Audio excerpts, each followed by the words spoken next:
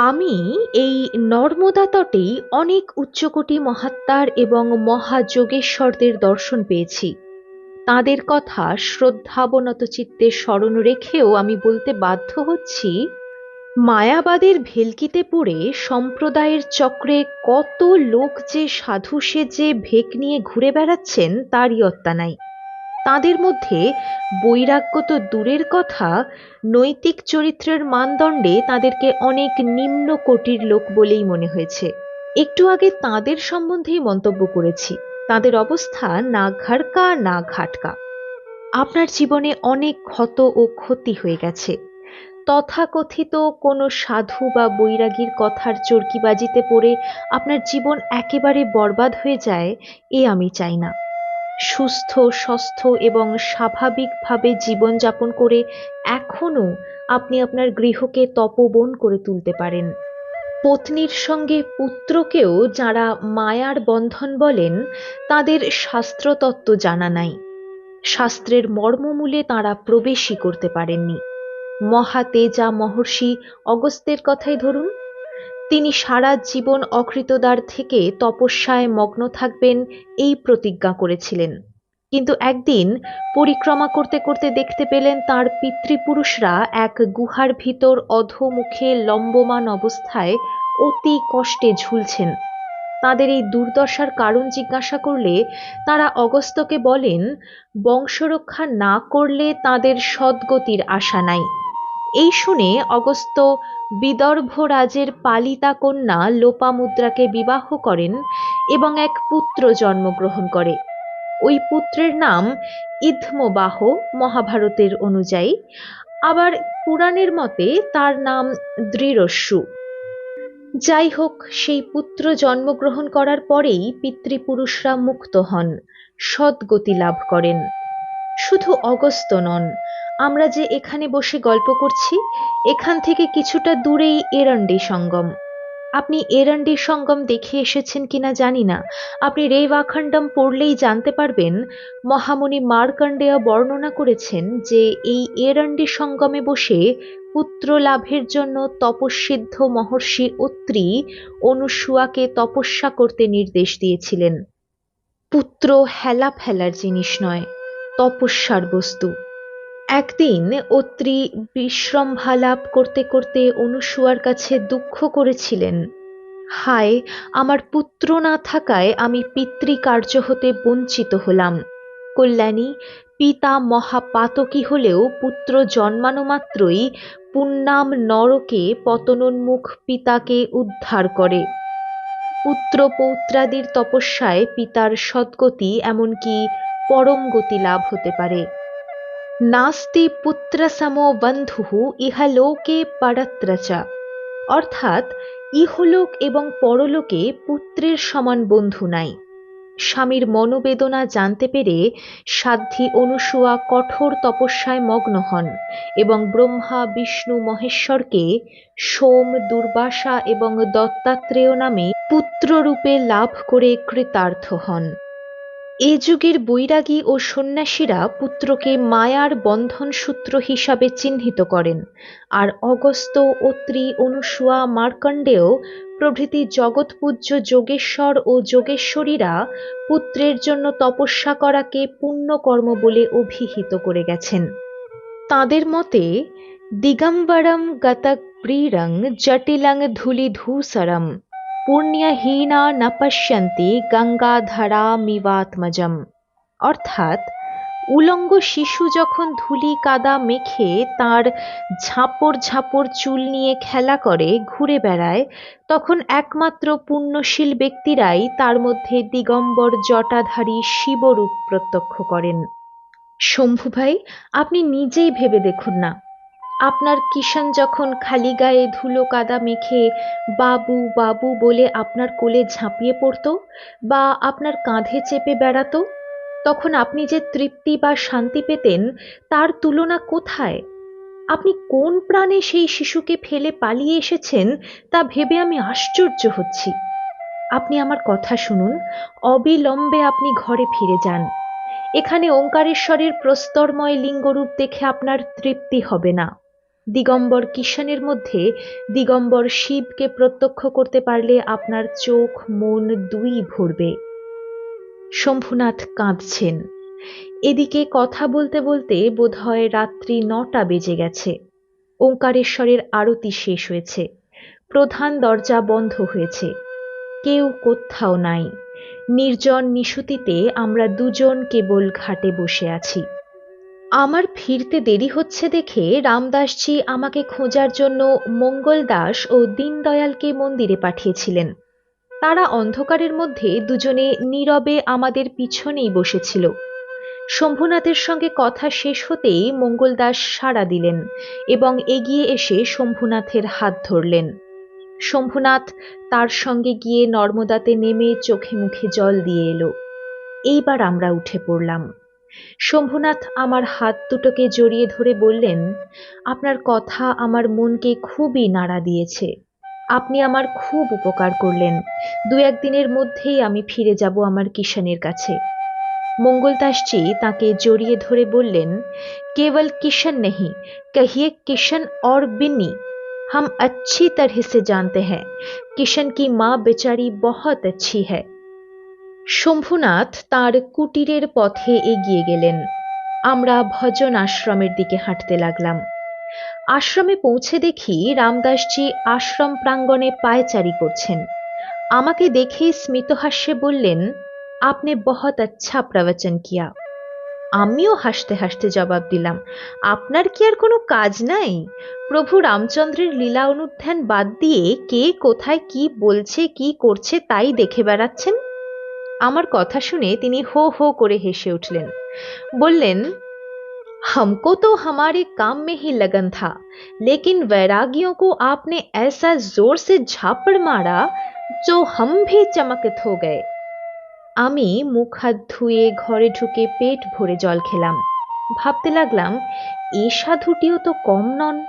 গতকাল রাত্রে যখন ভাবছিলাম কাল থেকে পিতৃ উপদিষ্ট পন্থায় ওঙ্কার তত্ত্ব মনন করব, তখন ইনি হঠাৎ বলে উঠলেন, কাল করেসো আজ করো। আর আজ দেখছি কোটি তীর্থের ঘাটে বসে শম্ভুনাথের সঙ্গে যে সব আলোচনা করেছি, আলোচনা প্রসঙ্গে বৈরাগী সাধুদের উপর যে কটাক্ষপাত করেছি, তাও এর অজানা নেই। শুয়ে পড়ে প্রলয় দাসজির কথা চিন্তা করতে লাগলাম। এতক্ষণ নানা কথায় ভুলেছিলাম, তার কথা ভুলে গেছিলাম। এখন একা হতেই তার চিন্তা আমাকে গ্রাস করল। কিছুতেই ঘুম আসছে না।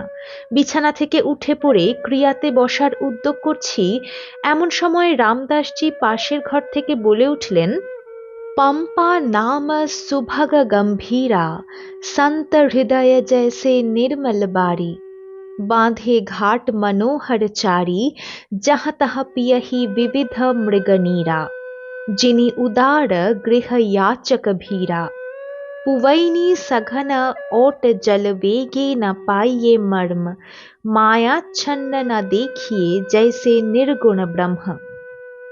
তাঁর দুচোখে নবদুর্বাদল রামচন্দ্রের বনভ্রমণের দৃশ্য ভেসে উঠেছে। রাম লক্ষ্মণ দুজনে পম্পা সরোবরের তীরে এসে পৌঁছেছেন। কিছুক্ষণ পরেই মতঙ্গ মুনির পালিতা কন্যা ও শিষ্যা শবরীর সঙ্গে তাদের সাক্ষাৎ ঘটবে। রামচন্দ্র পম্পা তীরে দাঁড়িয়ে লক্ষ্মণকে বলছেন, দেখো ভাই লক্ষ্মণ, এই সরোবরের নাম পম্পা। এর মনোরম গভীর জলরাশি সাধুর হৃদয় যেমন, তেমনি অতি নির্মল।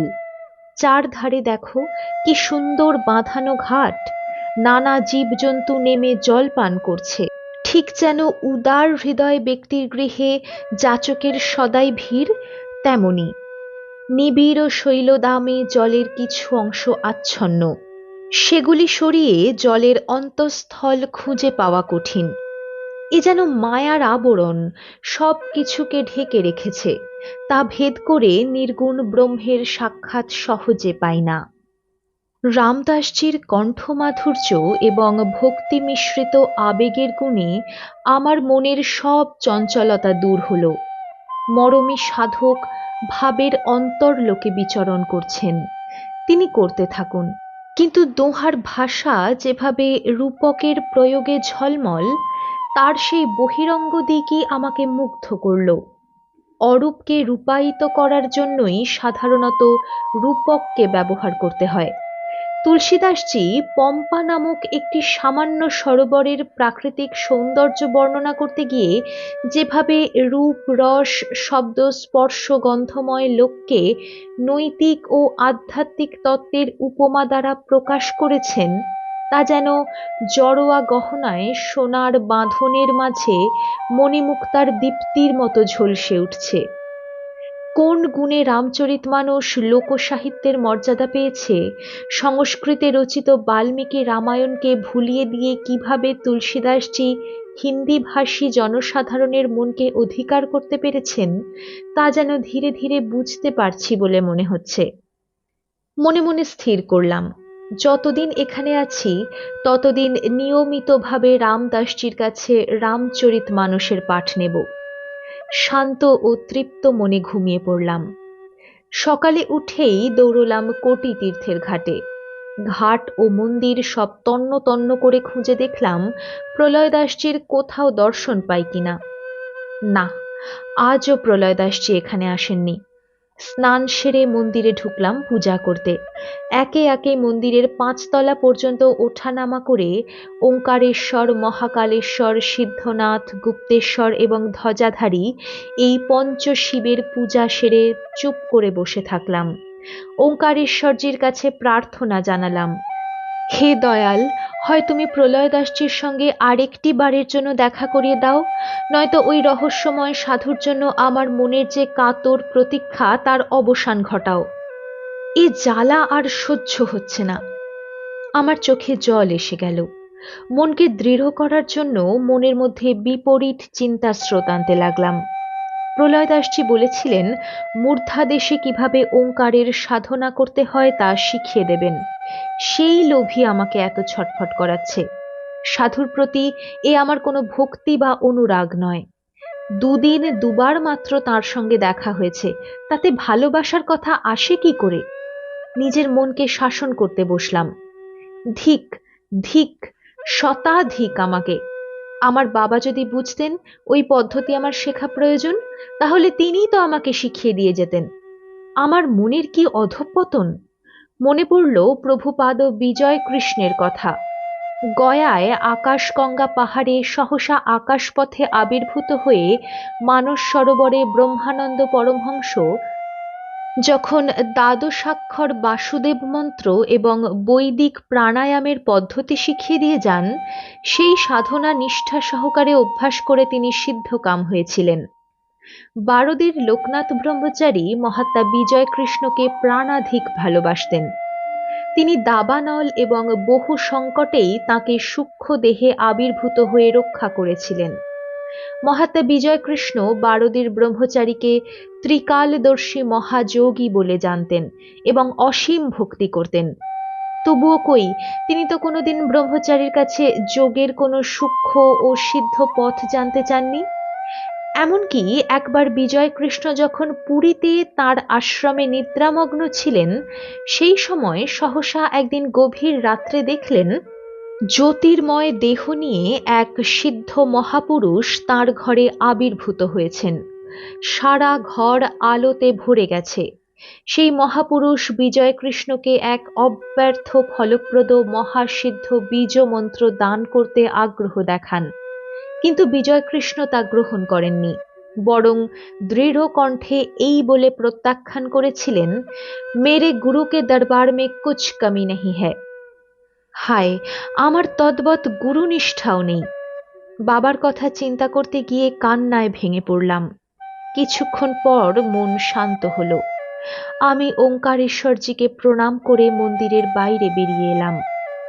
মন্দিরের বাইরে বেরিয়ে এসে দেখি শম্ভুনাথজি শুকনো মুখে সিঁড়ির উপর বসে আছেন। তার হাতে একটি হিন্দি বই।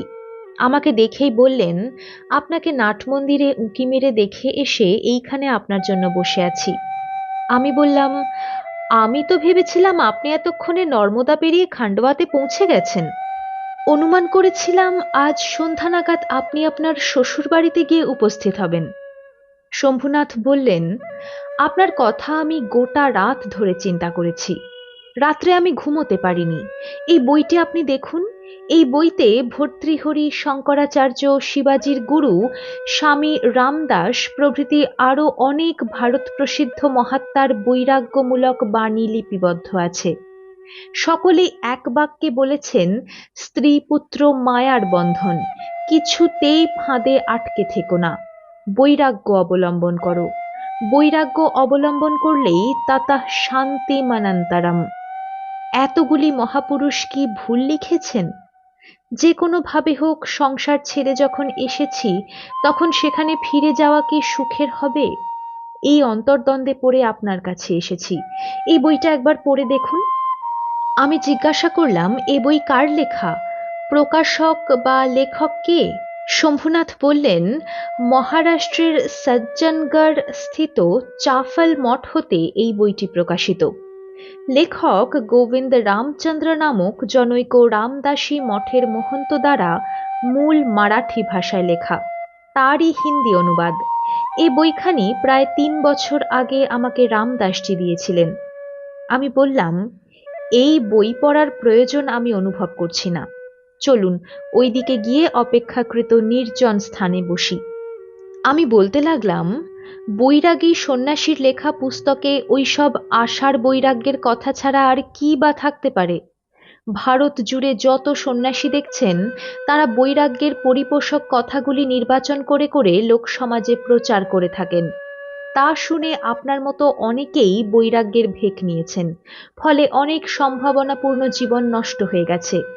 কেউ যখন শোকতাপ পায়, তখন ওইসব সন্ন্যাসীদের বাণী প্রবচন পড়ে কিংবা কোনো বৈরাগীর সংস্পর্শে এসে গৃহত্যাগ করে থাকেন।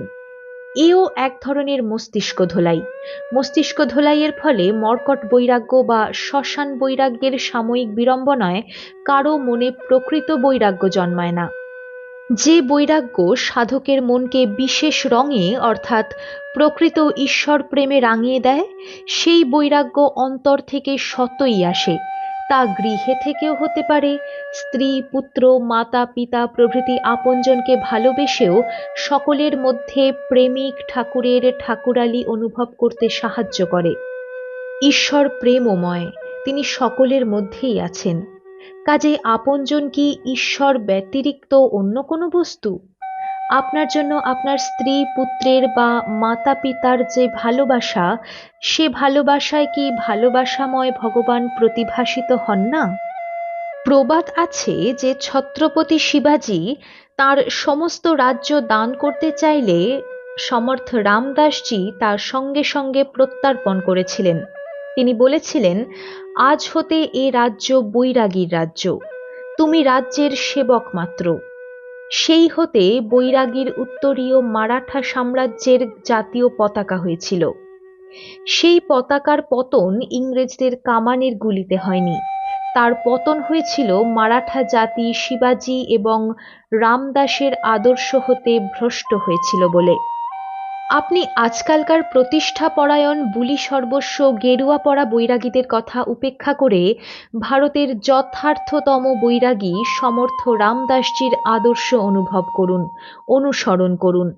নিজের ঘরে ফিরে গিয়ে সুখী ও সমৃদ্ধ পরিবার গড়ে তোলার চেষ্টা করুন। শম্ভুনাথ বললেন, আমি এখান হতেই খান্ডোয়া যাত্রা করব। ভজনাশ্রমে আমার একান্ত হিতৈষী বন্ধু মঙ্গলদাসজির সঙ্গে যাওয়ার আগে একবার দেখা করে যাব। আমরা উভয়ে ওঙ্কারেশ্বরজিকে প্রণাম করে একসঙ্গে ভজন আশ্রমে ফিরে এলাম। আশ্রমে তখন ঠাকুরের ভোগ নিবেদনের ব্যবস্থা হচ্ছে। শম্ভুনাথের বাড়ি ফিরে যাবার সংকল্প শুনে মঙ্গলদাসজি আনন্দে কেঁদেই ফেললেন। रामदास जी ताके बोललेन, प्रसाद पाकर जाइएगा, मंगलदास तुमको विष्णुपुरी घाट तक पहुंचा देगा। কিছু টাকা শম্ভুনাথের হাতে দিয়ে বললেন, सीधा ससुराल कोठी में जावेगा, खंडवा में यही रुपया से नए कपड़े और कुर्ता खरीद कर लेना, तुम्हारे किशन के लिए मिठाई भी ले जावेगा। भगवान रामचंद्र जी आपका भला करे। क्या आपको हम कहा कि नहीं कहा कि राम नाम जपते रहो, आपका मंगल होगा। प्रभु की कृपा से इनके साथ आपका भेंट हो गया। शैलेंद्र नारायण जी ने अच्छा ही किया, बहुत अच्छा काम किया। আমি তাকে হাসতে হাসতে বললাম, আমি মুন্ডমহারণ্যে শোভানন্দজি নামে এক মহাত্মার দর্শন পেয়েছিলাম। আপনি তাকে চেনেন কিনা আমি জানি না, তবে মহাত্মা সুমের দাসজিকে তো আপনি ভালোভাবেই চেনেন। ওই দুজনই আমার কাছে অত্যন্ত আদরণীয় এবং পূজনীয় মহাত্মা। আপনি যে বারবার আমাকে বলছেন আচ্ছা হি কিয়া, বহুত আচ্ছা কিয়া, এর উত্তরে আমি ওই দুই মহাত্মার বাচনভঙ্গিতে যে মুদ্রা দোষ আছে তাকে একত্র করে উত্তর দিচ্ছি। इसलिए हम क्या कहूं, नर्मदा में ऐसा होता ही है। দুপুরে খাওয়া দাওয়ার পর শম্ভুনাথ খান্ডোয়া অভিমুখে যাত্রা করলেন। মঙ্গলদাসজি সঙ্গে গেলেন বিষ্ণুপুরী ঘাট পর্যন্ত এগিয়ে দিতে। আজ সবচেয়ে আনন্দ দেখছি তাঁরই। বিকেল 5টা পর্যন্ত ঘরের মধ্যে শুয়ে কাটালাম। তারপরেই রওনা হলাম ওঙ্কারেশ্বরের মন্দিরের দিকে। মন্দিরে গিয়ে দেখি আরতির দেরি আছে, তবুও এরই মধ্যে 20-25 জন স্ত্রী পুরুষের ভিড় হয়েছে। দুজন নূতন সাধককে দেখলাম। তারা সাষ্টাঙ্গে প্রণাম করে স্তব পাঠ করছেন। স্তব পাঠের পরেই দুজনে প্রত্যেকে হাতে একজোড়া করে কাঠের খঞ্জনি নিয়ে ঝুনুর ঝুনুর করে বাজাতে বাজাতে অত্যন্ত ভক্তি সহকারে গান ধরলেন। अवगुण हारा गुण नहीं मन का बड़ा कठोर, ऐसा समर्थ ओंकारेश्वर तुम ही लगायो ठोर। तुम तो समर्थ सैया, दृढ़ कर पकड़ो बाहें, धूड़ हिले पहुंचाइयो नहीं छोड़ो मगमाहे, ইত্যাদি। প্রত্যেকটি গানের কলি ঘুরিয়ে ফিরিয়ে এমন আবেগ এবং আকুতি মিশিয়ে গাইলেন ওই দুজন সাধু যে সকলের চোখে জল। একটা করুণ সুরের লহর নাটমন্দিরের মধ্যে যেন ভেসে বেড়াচ্ছে। প্রত্যেক শ্রোতার বুকের মধ্যে গুমড়ে গুমড়ে উঠছে অকথিত অব্যক্ত সেই হৃদয় নিংড়ানো ব্যথা। সুরের মায়াজালে শরণাগতির ভাবরস প্রত্যেকের চোখে অশ্রু হয়ে ঝরে পড়ছে। সকলেই বিহ্বল, সকলেই আচ্ছন্ন। গর্ভমন্দিরে দুবার বিদ্যুতের ঝিলিক ঝলসে উঠল। চোখ মুছে ভালো করে তাকাতেই দেখলাম ওঙ্কারেশ্বরের লিঙ্গ অস্বাভাবিকভাবে জ্যোতির্ময় হয়ে উঠেছেন। গান শেষ হতে বোধহয় 2 ঘন্টা সময় লাগলো। পাণ্ডাদের চোখেও জল। তারা ভুলে গেছিলেন যে আরতির সময় পার হয়ে গেছে। হঠাৎ পেছন থেকে কেউ বলে উঠলেন, প্রভুজি কি আরতি কব শুরু হোগা? চমকে তাকিয়ে দেখি মহাত্মা প্রলয় দাসজি দাঁড়িয়ে আছেন। তাঁর কণ্ঠস্বর শুনে মন্দিরের প্রধান পুরোহিত জয়ানন্দ গোসাই ছলো ছলো চোখে গর্ভগৃহে ঢুকে আরতি আরম্ভ করলেন। আমি উঠে গিয়ে প্রলয় দাসজির পেছনে গিয়ে বসলাম, যাতে আর তিনি চোখের নিমেষে অন্তর্হিত না হতে পারেন। বাদ্যভাণ্ড সহকারে আরতি শেষ হলো। প্রলয় দাসজি সেই একইভাবে সমকায় শিরোগ্রীব হয়ে ধ্যানস্থ হয়ে বসে রইলেন। রূপার দোলা টাঙিয়ে ওঙ্কারেশ্বরজির শয়নের ব্যবস্থা হলো। একে একে ভক্তরা বিদায় নিলেন। প্রলয় দাসজির এবার ধ্যান ভঙ্গ হলো। তিনি উঠে আমার হাত ধরলেন। এমনভাবে আমার হাত জাপটে ধরেছেন যেন আমি হাত ধরে তাকে মন্দিরের বাইরে না আনলে তিনি আর চলতেই পারবেন না। মন্দিরের মূল দরজা বন্ধ হলো। তিনি আমাকে প্রথম সম্ভাষণেই বললেন, বেটা, हमारे लिए आप बहुत तड़पते थे, वो मुझे मालूम है, लेकिन बीच बीच में हम घूमने जाते हैं, चारों धाम घूम के आया, इसी वास्ते थोड़ी देर हो गई। আমি বললাম, আপনার কথা আমার বোধগম্য হচ্ছে না। 2রা বৈশাখ আপনার সঙ্গে কথা হয়েছিল, আজ 9ই বৈশাখ। এই 7 দিনের মধ্যে বদ্রীধাম থেকে দ্বারকা পর্যন্ত আপনার পক্ষে কিভাবে পরিক্রমা করা সম্ভব হলো? তিনি আমার প্রশ্নের কোনো উত্তর দিলেন না। উল্টে তিনি আমাকে জিজ্ঞাসা করলেন, তোমার ওঙ্কারেশ্বর পরিক্রমা শেষ হয়েছে? কোথায় কোথায় তুমি ঘুরেছ আমাকে বলো। আমি একে একে এরণ্ডি সঙ্গম, ভান্ডারী তীর্থ, শঙ্করাচার্য পূজিত ঋণমুক্তেশ্বর, সোমনাথ শিব, রাবণ নালা, ভৈরবশিলা, সিদ্ধেশ্বর প্রভৃতির নাম করলাম। তিনি বললেন, सिद्धेश्वर जी आदि ओंकारेश्वर है, उनका पूजा किया? कौन सी विधि से किया? আমি বললাম, আমি যেমন জল ঢেলে প্রণাম করি তেমন ভাবেই করেছি, অন্য কোনো বিশেষ বিধি আমার জানা নাই। তিনি বললেন, आदि ओंकारेश्वर जी के पूजा करने का एक विशेष विधि है। আমি বললাম, কি সেই বিধি? তিনি বললেন, আমি তোমাকে যখন পূজা করাবো তখন দেখতে পাবে। শুলপানি ঝাড়িতে যখন পরিক্রমা করবে তখন পাথরগিরি মহারাজের আশ্রম পাবে। পাথরগিরিজির দেহান্ত হয়েছে এখন। তার গদিতে যিনি আছেন তার নাম ভরতগিরি। দুর্দান্ত ভিলরা সবাই তার অনুগত। পাথরগিরি প্রবর্তিত ধারায় তিনি পরিক্রমাবাসীদেরকে কয়েকটি প্রশ্ন ও পরীক্ষা করেন। তার মধ্যে একটি প্রশ্ন থাকে, আপ আদি ओंकारेश्वर जी की पूजा किया? कौन सी विधि से किया? যথাযথভাবে সেই বিধি না বলতে পারলে নাগা শিষ্যরা এসে চুটকি কেটে দেন। তারা আর এগোতে পারেন না, তাদের পরিক্রমা ভঙ্গ করিয়ে দেন। আর সন্তোষজনক উত্তর পেলে ওই আশ্রম থেকে পরিক্রমাবাসীকে একটি নাড়টি দেওয়া হয়। নাড়টি মানে নারকেল মালা দিয়ে তৈরি এক জিনিস। ওই নাড়টি দেখালে তবে রেবা সঙ্গমে যাবার ছাড়পত্র মিলে। তার পারিভাষিক নাম নৌকার চিঠি। তুমি আজই ভজন আশ্রমে ফিরে গিয়ে রামদাসজির কাছ থেকে 4 দিনের ছুটি নাও। কাল সকাল 5টায় এসে নর্মদাতে স্নান করে এইখানে অপেক্ষা করবে। আমি তোমাকে সঙ্গে করে সিদ্ধেশ্বরজিকে বিধিপূর্বক পূজা এবং মহর্ষি পতঞ্জলি ও গোবিন্দপাদজির সাধন গুহা দর্শন করাবো। এখন তুমি যাও। লাঠি আর কমণ্ডলু ছাড়া সঙ্গে আর কিচ্ছু আনবে না। আমি বললাম, কাল সকালে আপনার দর্শন পাবো তো? তিনি বললেন, জরুর জরুর। অগত্যা তাকে প্রণাম করে ভজন আশ্রমে ফিরে এলাম। এসে প্রথমেই রামদাসজিকে জানালাম, প্রলয়দাসজি দিন 4 জন্য কোথাও নিয়ে যাবেন বলেছেন। কাল ভোরেই মন্দিরে গিয়ে অপেক্ষা করতে বলেছেন। রামদাসজি বললেন, নিশ্চয়ই যাবে। মহাত্মার সঙ্গে যাবে, তাতে সব দিক দিয়েই মঙ্গল হবার সম্ভাবনা। তাছাড়া তুমি স্বাধীনভাবে পরিক্রমায় বেরিয়েছ, তোমাকে বাধা দেব কেন? বাধা দিলে তা শোনার মতো লোক তো তুমি নও। আমি প্রসন্ন মনেই বলছি, তুমি ঘুরে এসো। তোমার না ফেরা পর্যন্ত আমি চিন্তায় থাকবো।